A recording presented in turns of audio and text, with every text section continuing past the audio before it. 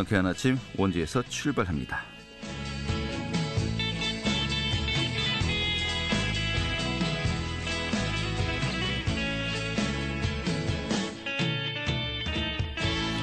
안녕하십니까. 3월 25일 금요일 아침에 인사드리겠습니다. 상쾌한 아침 원주에서 출발합니다. 진행이 한태호입니다. 오늘도 어제와 같이 따뜻하겠습니다. 그런데 점차 흐려지면서 비가 내리겠다고 하네요. 원주 지역의 낮 기온 18도까지 오르겠습니다. 이 밤에는 또 전국에 비가 내리겠습니다. 이 모레까지 내륙 지역에 최고 70mm의 많은 비가 오는 곳도 있겠다고 하는데요. 이번 비, 이 강원 지역은 모레 오후까지 이어진다고 하니까요. 이 주말 휴일 일정 있으신 분들 참고하셔야겠습니다. 오늘 준비한 소식 살펴보도록 하죠. 6일 지방선거를 앞두고 예비 후보자들의 발걸음이 빨라지고 있습니다. 이런 가운데 이 더불어민주당 소속의 곽도영 도의장, 유석연 현 원주시의장, 또 신재섭 전 원주시의장 3인이 단일화를 추진했습니다. 지난 23일에 여론조사 결과를 토대로 신재섭 전 의장이 이 단일 후보로 결정되었는데요. 오늘 스튜디오에서 직접 이야기 들어보도록 하겠습니다. 2022 독서대전 개최 지점 원주시가 체계의 도시 선포식을 가졌습니다. 그 내용 준비했고요. 또 한 주간의 도내 정치 이슈도 점검하도록 하죠. 3월 25일 금요일 상쾌한 아침 원주에서 출발하겠습니다.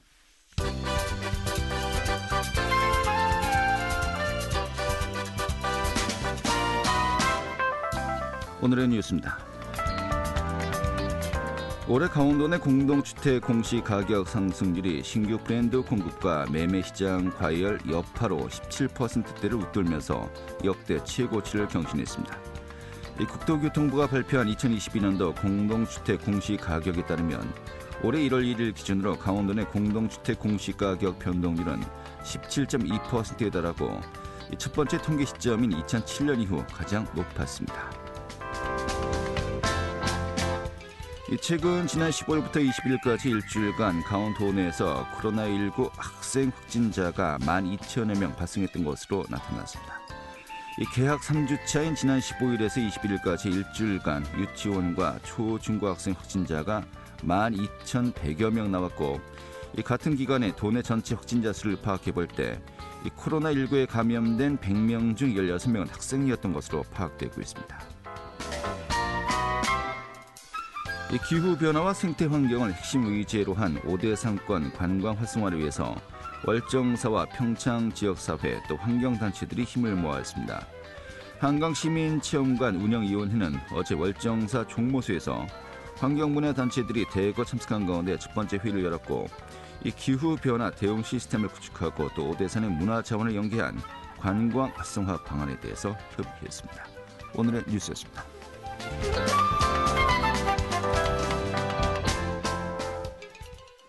네, 지방선거를 앞두고 후보자들의 발걸음도 빨라지고 있습니다. 이런 가운데 첫 번째 단일화 소식이네요. 예비 후보 단일화를 추진했었죠.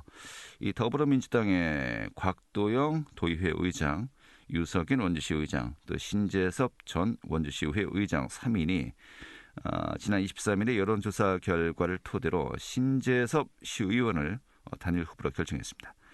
자, 이로써 원주시장에 도전하는 후보 중에서 더불어민주당은 3명의 후보로 압축이 되었는데요. 오늘 신재섭 예비 후보 직접 이야기 나눠보도록 하겠습니다. 어서 오시죠. 네, 안녕하십니까. 네, 반갑습니다. 신재섭입니다. 예, 1차 축하드리겠습니다. 네, 감사합니다. 1차입니다. 1차. 네, 1차입니다.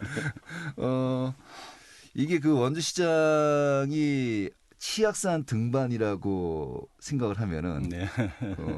한 세련 폭포 정도 지금 가셨다라고 제가 방송 전에 비유를 했는데 네. 적절할까요? 물론 뭐 원주 시민들께서 이제 치악산을 많이 등반하셨기 때문에 비유가 뭐 적절할 것 같고요. 저도 뭐 정상을 가본 적은 있는데 그 말씀하시니까 굉장히 네, 어렵다는 생각이 듭니다. 갈 길이 더. 네, 그렇습니다. 알겠습니다.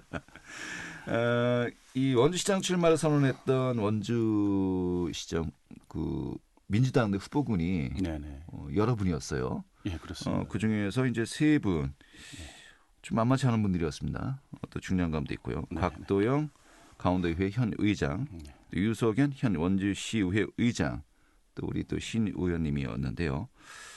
지난 18일에 기자회견을 열었고 또 바로 그저께죠. 단일화 결과가 나왔습니다. 네. 이렇게 세 분이 단일화를 추진하게 된 배경은 어떤 거였습니까? 뭐 여러 가지 배경이 있을 수 있습니다만, 하여튼 우리 시민의 대기관의 장들이신데요, 전부 다 그분들이 의장 역할을 이제 하시면서 아마 풍부한 경험이 있지 않겠습니까? 그 경험들을 시민들과 함께 나누기 위해서 단일화를 추진하게 되었습니다. 네. 또 세 분이 힘을 합쳐야 다른 후보들과 경쟁할 수 있다. 어떤 현실적인 뭐 그런 그 분위기도 있었나요? 그런 질문을 좀 짓궂은 질문을 좀, 뭐 현실적으로 예. 아시는 분들은 다 아실 거고요. 네, 여러 가지 여론조사상 지표상 뭐 이렇게 어려움이 있던 것도 사실이고요.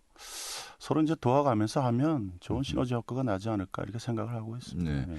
그러면은 이번 단일화에 참여했던 분들의 어떤 그 지지 네. 하시는 분들 그 표심이 온전히 또 우리 신 의원님께 모아질 수 있을까요? 어떻게 보십니까? 온전이라고 말씀드리긴 참 쉽지는 네. 않습니다만 어쨌든 단일화를 할 때 취지가 있고요. 또 합의문도 또 작성을 했습니다. 네. 그래서 많은 분들이 좀 지지해 주지 않을까 이런 기대를 가지고 있고요.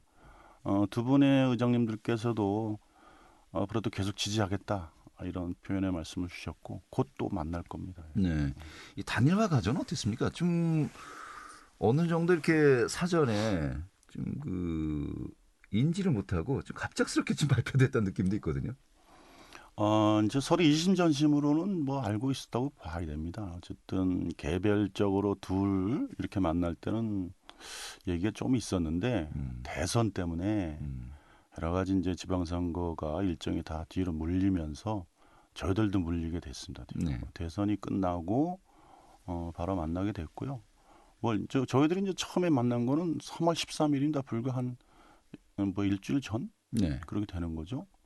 그 만나가지고 바로 시작을 해서 얼마 안 됐습니다. 일주일밖에 안 됐습니다. 알겠습니다.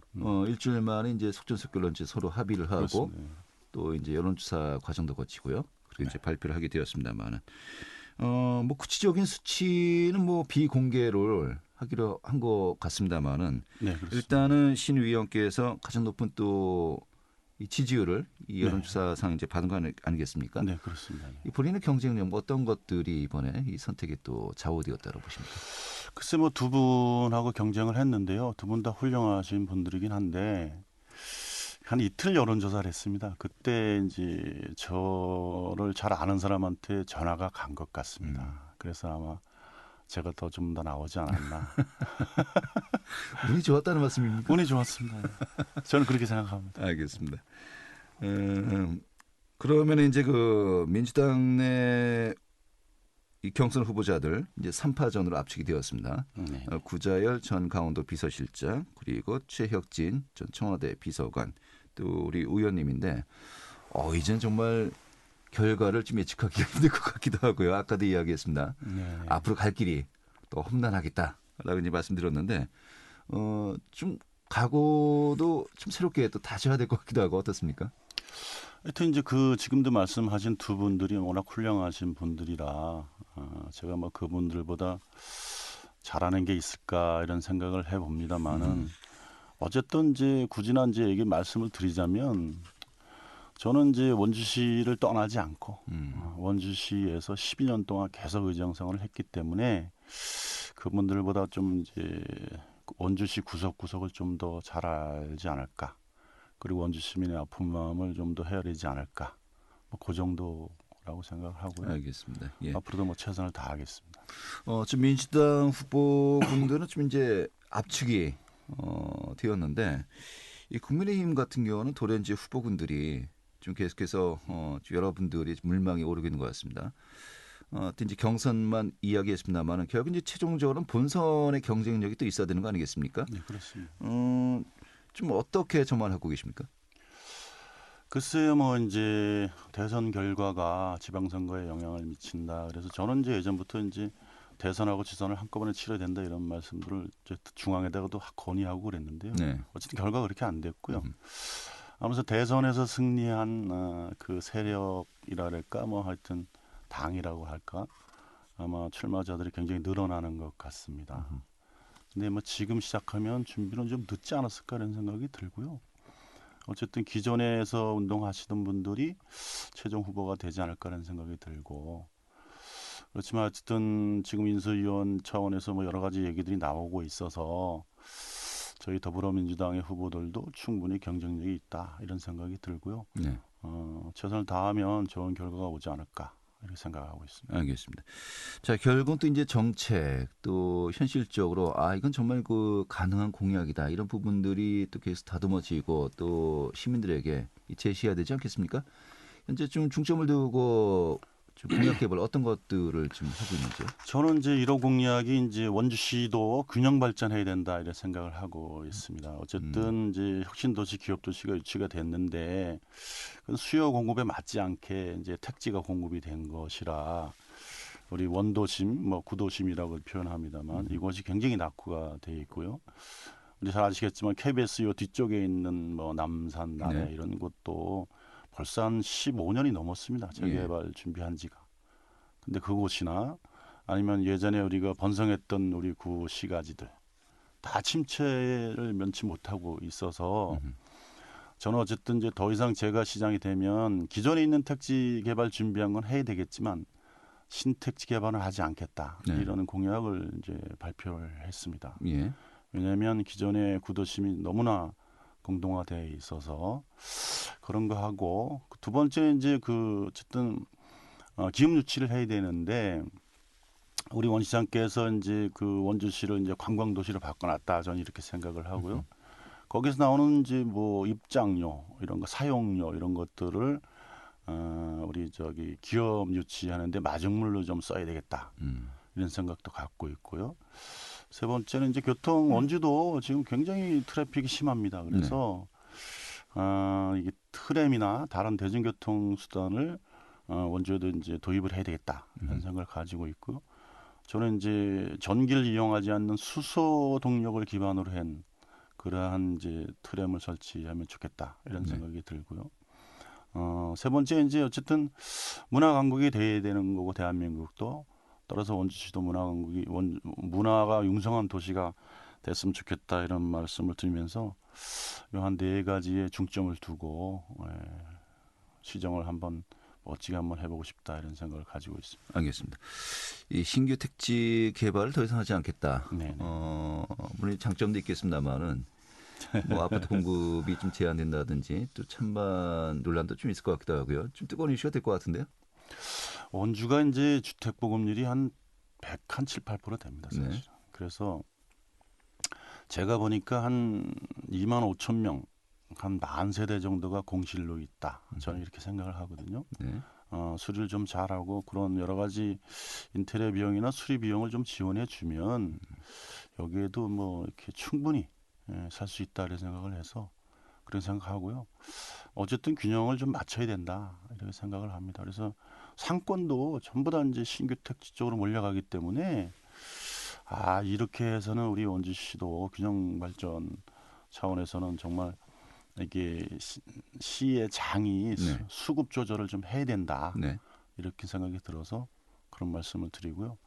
되게 원래 공약이라 하면 개발을 하겠다라는 어떤 개발 위주의 공약들이 많이 나오는데 더 이상의 개발은 지양하겠다는 것도 하나의 또 공약이 될 수 있군요. 그렇습니다. 지금 상황이 원주가 뭐 어쨌든지 혁신도시, 기업도시 두 기관 저기 이렇게 그걸 유치한 게 이제 전국에서는 뭐 처음이니까요.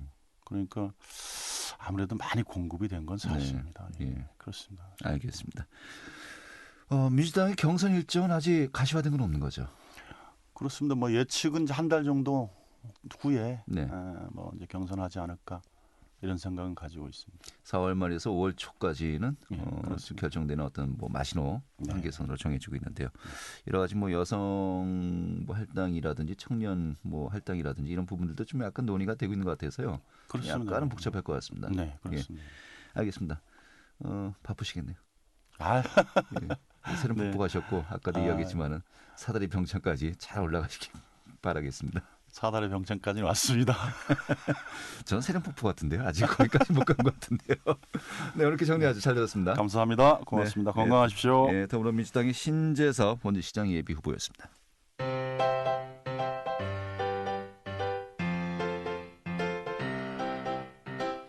KBS 원주방송국이 유튜브 다시 듣기 서비스를 실시합니다. 매일 아침 강원 영서남부권의 뉴스와 정보를 전해드리는 상쾌한 아침 원주에서 출발합니다는 KBS 원주라디오 유튜브 채널을 통해 다시 들을 수 있습니다.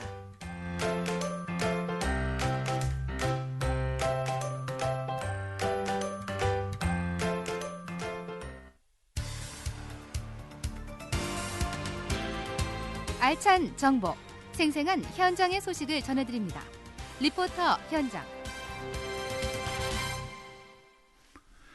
네, 2022 대한민국 독서대전 개최지죠. 원주시가 어제 체계도시 선포식을 가졌습니다. 이 본격적인 행사 내용이 어떤 것인지 살펴보도록 하죠. 취인의 리포터 어서 오시죠.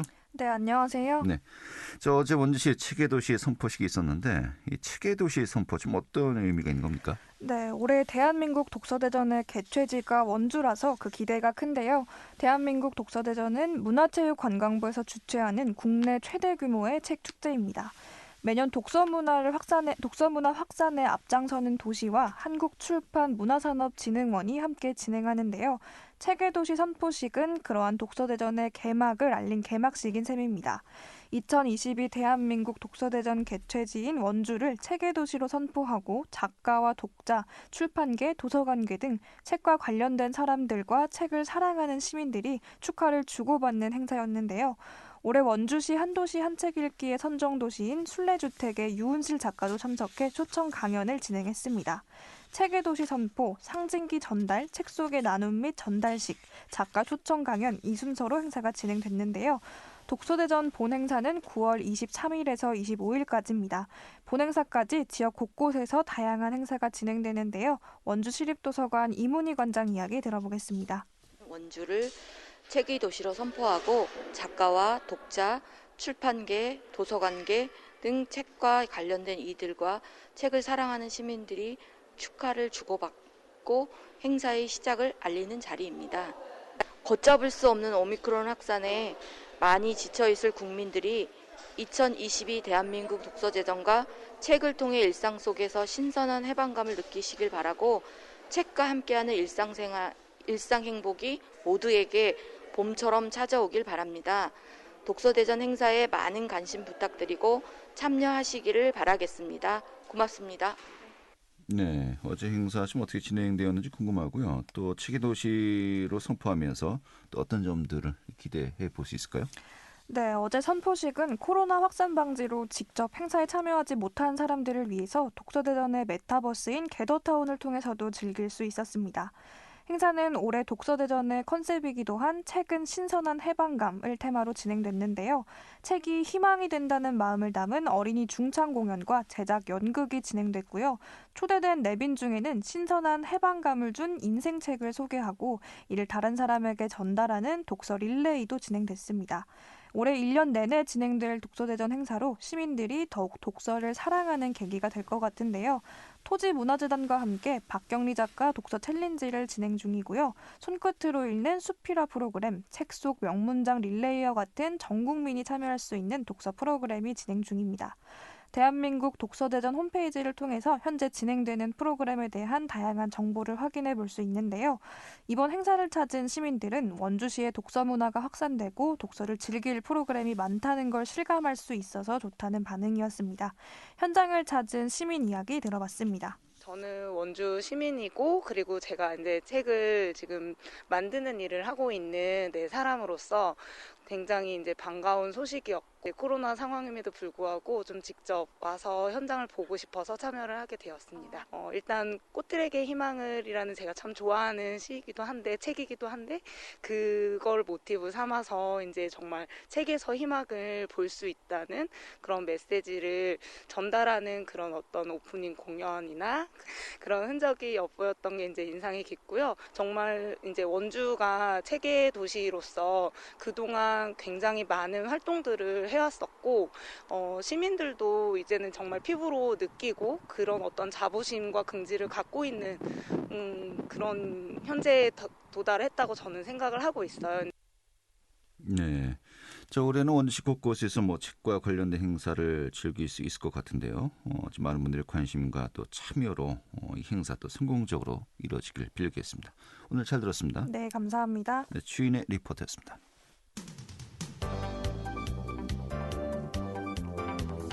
생생한 현장, 유익한 생활 정보를 전해드리겠습니다. KBS 원주 라디오 상쾌한 아침 원주에서 출발합니다를 함께하고 있습니다.